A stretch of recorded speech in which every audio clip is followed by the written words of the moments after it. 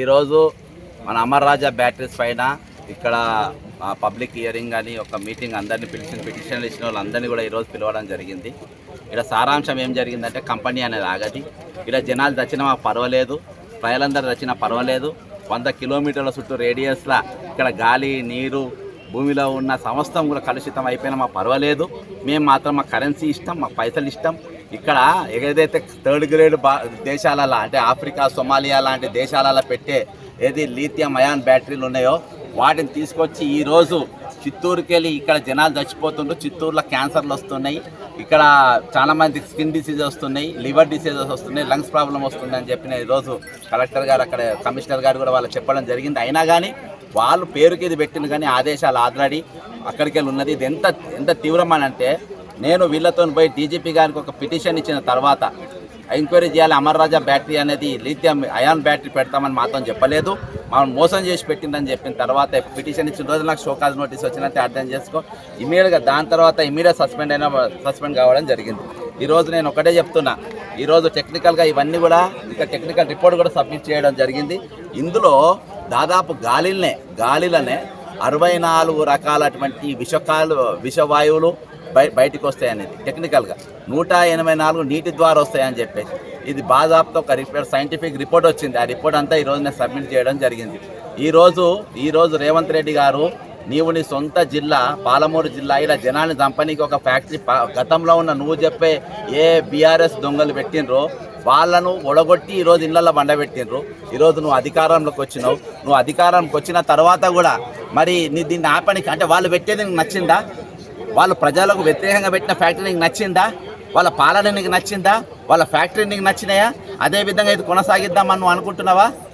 కాబట్టి దీన్ని బంద్ చేయాల్సిన అవసరం ఉన్నది. ఇక్కడ జనాన్ని భక్తియాలకు పెట్టారు. ప్రభుత్వ జీవోలైనా ప్రభుత్వ కంపెనీలైనా ప్రభుత్వ ల్యాండ్ ఎక్వేషన్లో ఏవి జరిగినా ఈరోజు ప్రజలను బతికించే తీరుగా మనం జరగాలి, కానీ ప్రజలను చంపే తీరుగా లేకుంటే ఇళ్ళకి వెళ్ళి ఊర్లు వదిలేసిపోయే తీరుగా ఈరోజు మన జీవోలు ఉండద్దు, మన నిర్ణయాలు ఉండద్దు.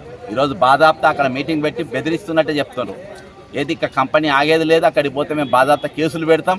చాంద్రభద్ర అంటే మా భూములలో మమ్మల్ని చంపే కంపెనీలు పెడతా అంటే మేము అడగకుంటే మేము ఏం చేస్తాం? మౌనంగా ఎట్లుంటాం? మేము రేపు చచ్చేదేదో ఇవాళ చేస్తాము. కాల్చుకోండి, ఫైరింగ్ చేసుకోండి, బొందలు పెట్టుండ్రి, సమాధులపై పాలన చేసుకోండి.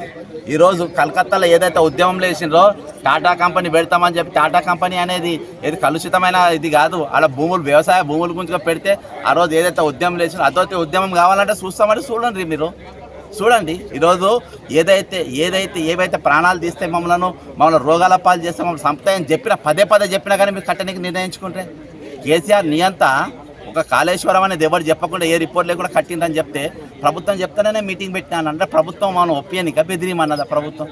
చెప్పండి రేవంత్ రెడ్డి గారు. ఈరోజు మీరు రాజకీయంగా ఇక ఎమ్మెల్యే గారు మీరు వెనక దీక్ష కంపెనీ బంద్ అయ్యేదాకా నువ్వు దీక్ష చేయాలి, ఆమర నిర్ణయం చేయాలి. ఎమ్మెల్యే శ్రీనివాసరెడ్డి మన శ్రీనివాస్ గౌడ్ని ఎందుకు కొడగొట్టేందుకు పంపారు?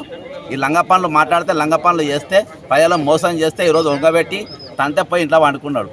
రేపు నువ్వు అసలు తప్పు చేయొద్దు. నువ్వు దగ్గర నిరాదీక్ష చేయాలి. ప్రభుత్వాన్ని వ్యతిరేకంగా మాట్లాడు, నువ్వు అవసరమైతే ప్రభుత్వ వ్యతిరేకంగా నువ్వు పోరాటం చేయి, ప్రజల పక్షాన్ని నిలవాడు. ప్రజలు నేను ఒకసారి కాదు 20 సార్లు నేను ఎమ్మెల్యే చేస్తారు. కాబట్టి నువ్వు ఈ విధంగా ఆలోచన చేయాలి రేవంత్ రెడ్డి గారు, ఎంఎన్ శ్రీనివాసరెడ్డి గారు. రేవంత్ రెడ్డి గారు మీరు వెంటనే ఈరోజు నువ్వు నిలబెట్ట వంశీరెడ్డి నిలబడాలని ఒడగొట్టాలని చూస్తున్నావు, నిలబెట్టాలని చూస్తున్నావు. ఒడగొట్టాలని అనుకుంటే వీళ్ళ కంపెనీ పనులు అట్టే కొనసాగించు.